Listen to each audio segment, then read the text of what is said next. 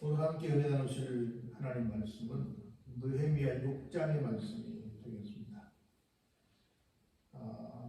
공사를 하는 도중에 어떤 일들이 있었는가를 한번 쭉 보시면서 내가 만일 느헤미야라고 한다면 또 내가 만일 백성이라고 한다면 나는 이런 때 어떻게 할 것인가를 한번 비교해 보면서 성도로서 마땅히 택해야 될 선택을 잘 하시길 주의 이름으로 축복합니다.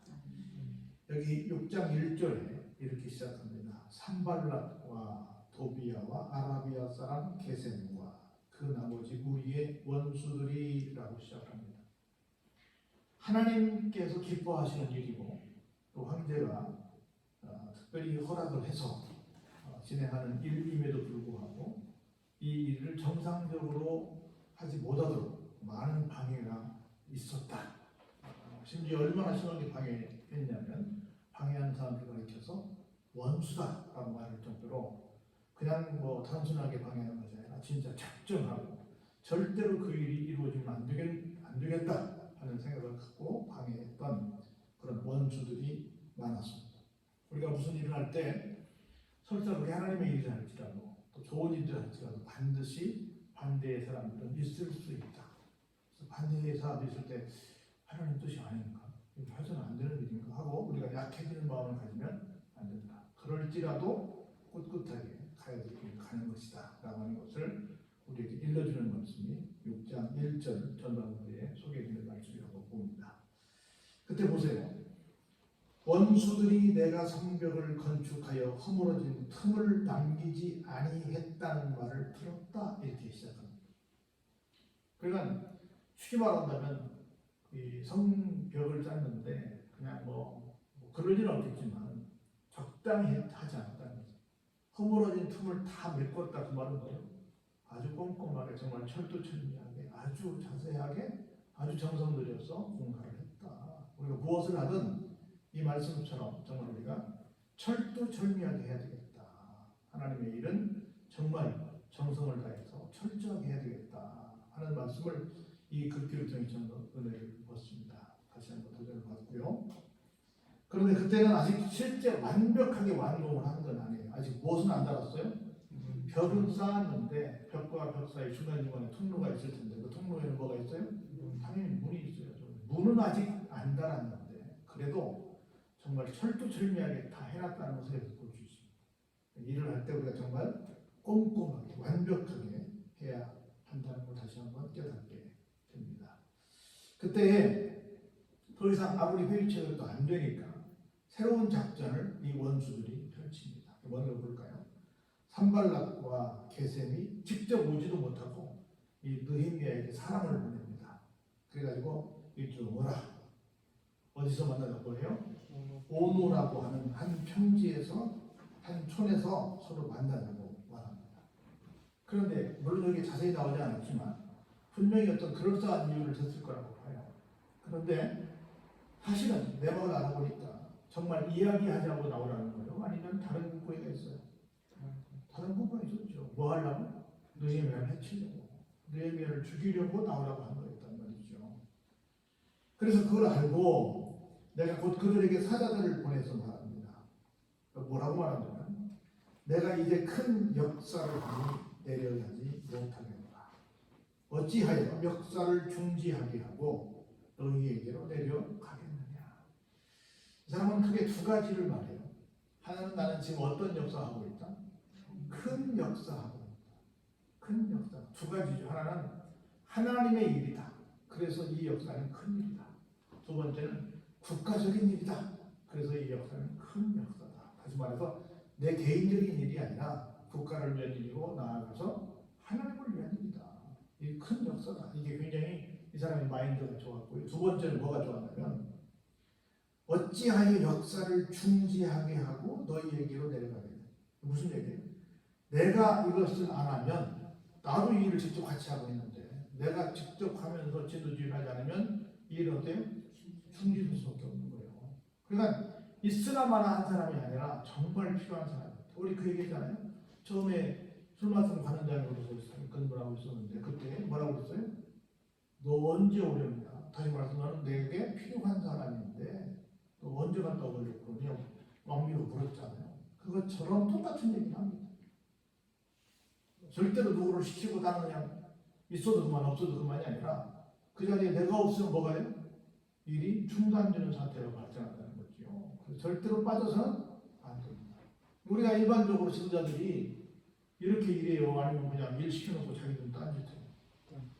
후자의 경우들이 적지 않다 그 말이죠. 이 사람은 그렇게 생각한다. 참, 나 이 말씀이 굉장히 은혜 같은 거예요. 첫 번째, 나는 지금 큰 일을 하고 있다. 두 번째, 내가 빠지면 일이 안 된다. 반드시 내가 해야만 한다라고 하는 거예요. 그런데 저들도 역시 상당히 끈질긴 사람들입니다. 쉽게 포기 안 합니다. 몇 번이나? 4번이나. 첫 번째 안 되니까 두 번째, 세 번째, 네 번째 계속 사람을 보내가지고 계속 나오라고 그러는데 그때마다 뭐라고 말해요? 똑같이 그 말을 했어요. 나는 지금 뭐 하고 있다? 큰일 하고 있다. 나는 이 일을 너희들 때문에 중단할 수 없다. 그런 거로 나는 너희에게 갈 수 없다. 똑같은 얘기를 계속 반복하고 있는 겁니다. 그래서 이번에는 5번째 아주 희한한 이 작전을 짭니다. 볼까요? 산발랏이 자기 이제 사신에게 종자인데 이 시므롯군의 종자에게 편지를 하나 들려보내게 됩니다. 근데 어떤 편지를 들려보내요? 일반적으로 주인이 종에게 보내는 편지는 봉인을 하겠어요? 봉인 안 하겠어요? 봉인하죠. 봉인을 하는데 봉인을 안 해서 봉투를 안 붙이고 그냥 보냈단 말이에요. 봉투를 안 해서 그냥 보냈다는 건 무슨 얘기예요? 주인이 아무리 엄하다고 해도 봉투가 열렸으면 이 종된 입장에서는 열어보고 싶겠어요? 열어보고 싶지 않겠어요? 열어보고 싶지. 도대체 무슨 편지가 궁금해. 나는 그 궁금한데 열어볼 수도 없고 어떻게? 아니 노력할 것도 없어. 열려있어. 열려있으니까 자기 열어보면 되는 거야. 우리가 중간에 붙여서 열어보잖아 사람들이. 붙여서 열어보니까 열어보지 말라고 뭐 해요? 거기다 글씨를 쓰잖아요. 대자를 쓰거나 도장을 찍거나 열어보지 못하게 하자. 열면 흔적이 나서 열어본 흔적이 나기 때문에 절대 여러분 그 말을 열어보지 말라는 거잖아요. 다 그렇게 편지를 보내는데 여기 뭐예요? 열어보라고 아예 뚜껑을 열어서 내용 물을 가지고 집어넣는 거야. 근데 그 글에 뭐라고 나왔냐면 이방 중에 소문이 있고 가슴으로도 말을 하더라. 유다 사람들이 모반하려 하여 성벽을 건축한다 하나니 내가 그 말과 같이 왕이 되려 하는도다. 무슨 얘기예요? 지금 메데파사의 왕을 배신해서 거기서 이렇게 은공을 베풀어줘가지고 포로도 돌아가게 하고 또 성도 쌓게 하고 이런저런 큰 도움을 많이 주었는데 그 고마운 왕, 정확히 그쪽 황제가 될 수 있죠. 황제의 호의를 무시하고 여기서 다시 약당해서 느헤미야를 왕으로 세워가지고 자기들끼리 뭔가 해보려고 하는 그런 못된 꾀를 부리고 있는 이 지금 꾀하고 있는 사람들이다 이런 얘기 쓴 거예요. 그렇게 말해놓고 이렇게 말합니다. 내가 선지자를 세워 예루살렘에서 돌을 들어 선전하기를 유다의 왕이 있다 하게 하였으니 지금 이 말이 왕에게 들릴지라. 그런즉 너는 이제 오라 함께 의논하자 하였다. 지금 이 소문이 지금 나만 알고 있는 것이 아니라 어디까지 갔다? 너를 보낸 저 멀리 바벨론에 있는 그 왕에게 같이 갔다. 지금 메데파사 바벨론 망하고 메데파사가 새로운 나라로 등극을 했는데 그 왕이 네가 지금 그렇게 못된 짓을 하고 있다는 소문을 들었기 때문에 지금 너 큰일 났다. 그러니 지금 나를 만나서 네가 뭔가 상의를 해야 내가 먼저 이 소식을 들었기 때문에 살 길이 있으니까 빨리 좀 나와라. 이게 진짜라면 진짜 나가봐야 돼요? 안 나가봐야 돼요? 누군가 그렇게 오해하고 있다고 한다면 진짜 큰일 날 수 있잖아요. 그래서 보세요. 뭐라고 말하는 건가? 내가 사람을 보내어 그에게 말합니다. 네가 지금 그렇게 말한 내용은 그런 일은 있다 없다? 없다. 그 일은 어떤 일이다? 네가 네 마음속에서 지어낸 소설이다. 사실이 아니고 네가 꾸며낸 이야기다. 이는 그들이 다 우리를 두렵게 하고자 하여 말하기를 그들의 손이 피곤하여 역사를 중지하고 이루지 못하리라 하니라. 이제 내 손을 힘있게 하옵소서 하였다. 이 일은 지도자를 자꾸 흔들어가지고 사람들이 진짜 그런가? 한 번도 아니고 두 번, 세 번, 네 번, 다섯 번씩 그러니까 뭔가 좀 있나? 이런 생각을 사람들에게 갖게 해서 일하는 사람들이 그런 부정적인 소식을 막 들으면 일을 신나게 하겠어요. 일할 때마다 좀 멈칫멈칫하겠어요. 좀 멈칫멈칫할 거 아니에요. 그래서 기운을 빼는 소리일 거 아니에요. 그렇게 해서 사람들이 점점 마지막에 막바지인데 좀 항공이 되는데 막바지인데 자꾸 일을 못하게 지금 방해를 못하는 거야. 이때 너희는 뭐해요? 하나님 이제 이 사람들이 이러지 않도록 힘있게 해달라고 뭐예요? 기도하지요. 이후에 무헤다벨의 손자 들라야의 아들 스마야가 두문불출하기로 내가 그 집에 가니 그가 이르기를 그들이 너를 죽이러 올 터이니 우리가 하나님의 전으로 가서 외소 안에 머물고 그 문을 닫자. 저들이 반드시 밤에 와서 너를 죽이리라 라고 말을 합니다. 다시 말해서 이번엔 누굴 동원해요? 가짜 죄인까지 동원합니다. 근데 내가 이르기를 나 같은 자가 보세요. 이제 하나님의 전에 가서 피하자. 사실은 두 가지야. 하나는 느헤미야는 그렇게 뭐 죽임당할 만한 어떤 일을 했지 않았죠? 아니, 좀 잘 당당해. 두 번째, 진짜로 내가 어떤 상황에서 죽임당할 일이 있다고 한다면 그거 진짜 그렇게 던져야 되니까 그럴지라도 느헤미야 뭐라고 하나 보세요. 나 같은 자가 어찌 도망하여 나 같은 몸이면 누가 외소에 들어가도 생명을 보존하겠느냐. 나는 들어가지 않겠다. 그 성전은 아무나 가는 데가 아니야. 어찌 보면 지금 느헤미야처럼 그 정도 되면 뭐 여러분 뭐 사울도 막 제사장들을 무시하고 막 이렇게 했는데 사울의 여자를 무시하고 자기 마음대로 했는데 어떤 좀 그런 부분에서 조금 오버할 수도 있어요. 그런데 아무리 자기가 유리한 일을 할지라도 절대로 경거망동하지 않는 기가 막힌 겸손한 신앙인의 모습을 지금 보여주고 있는 걸 보세요. 나는 들어가지 않겠다. 깨달은지 그는 하나님께서 보내신 바가 아니라 어때요? 도비아와 산발렛에게 뇌물을 받고 내게 예언한 가짜 예언자였다.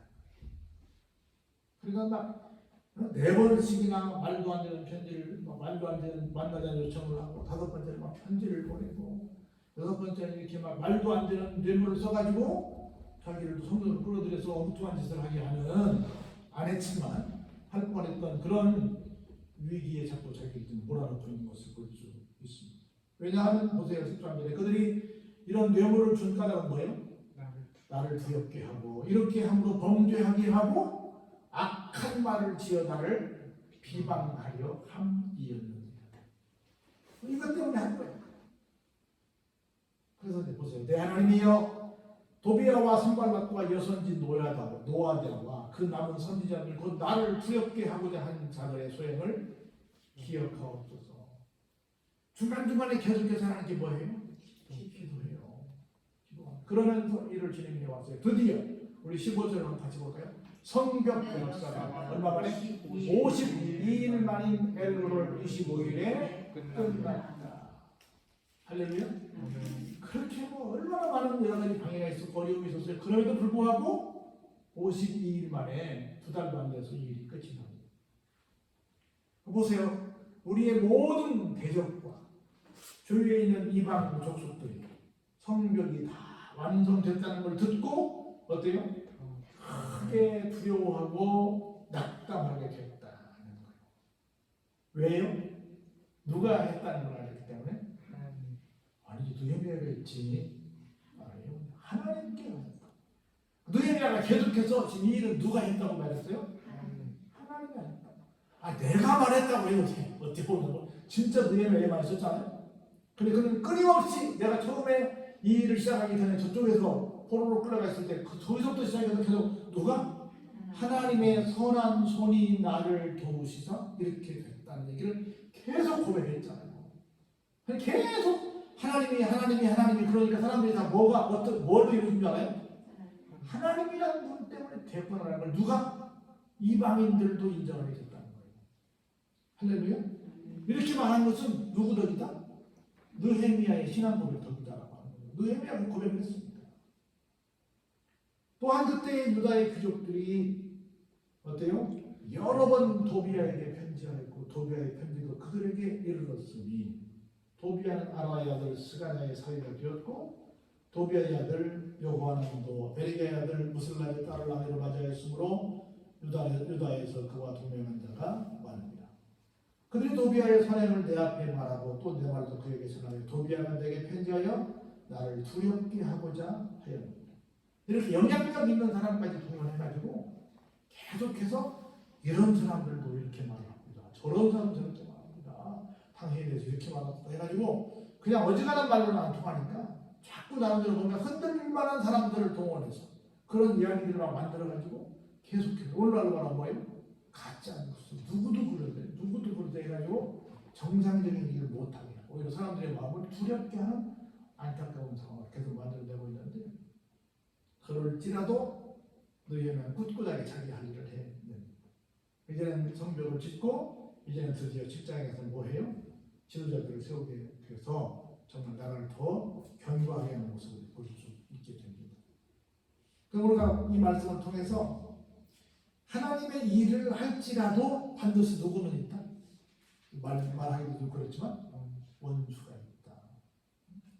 원수가 와서 자꾸 우리가 한두 번도 아니고 여러 번씩 그렇게 하면 나도 모르는 새에 두려운 마음이 들고 좀 이거 내가 계속 해야 되나 하는 그런 주저하는 마음이 생길 수밖에 없다.